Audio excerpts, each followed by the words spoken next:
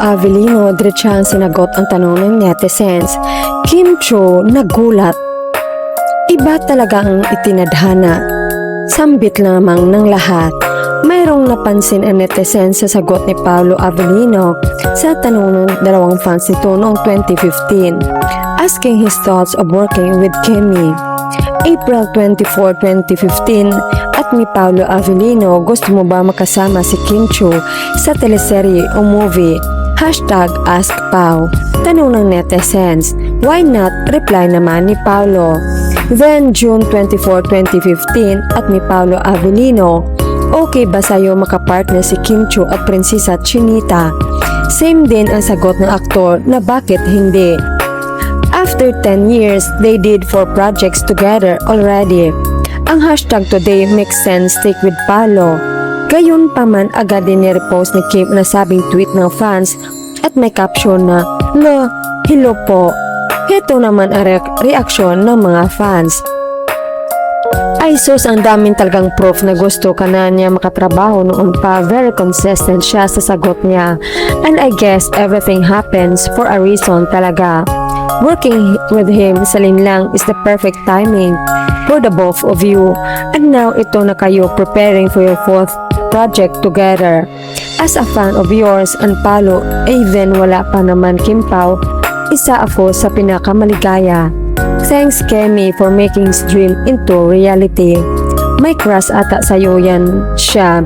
Yan yata yung high school pa lang na pinapanood ka na. Kuya Pao, Kemi's president.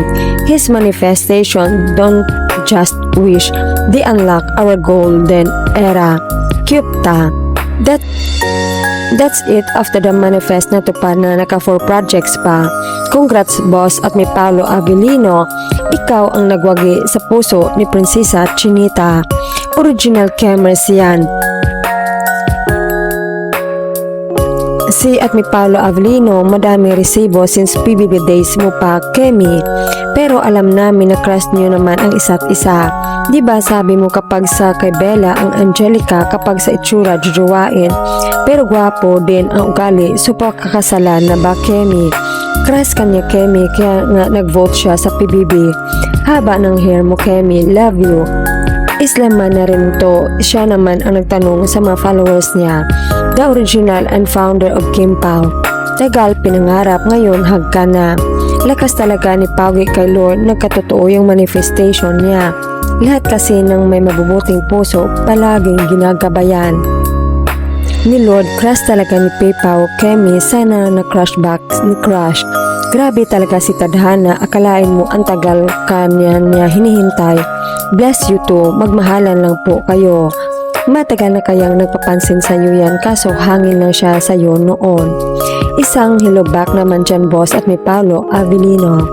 Sana all talaga ate Kemi, kilig na kilig po ako sa inyong dalawa. Sobrang bagay. 2015 pa pinangarap mo talaga si Kemi at may Paolo Avellino. Maka-work agad pero 2023, it's the right timing. God bless you Kemi and Pao.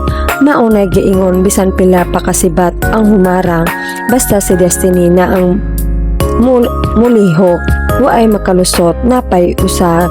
Sa nahaba-haba ng prosesyon sa simbahan din ang tuloy, makapagtirik nga ng kandila manifesting. Ayun may resibo.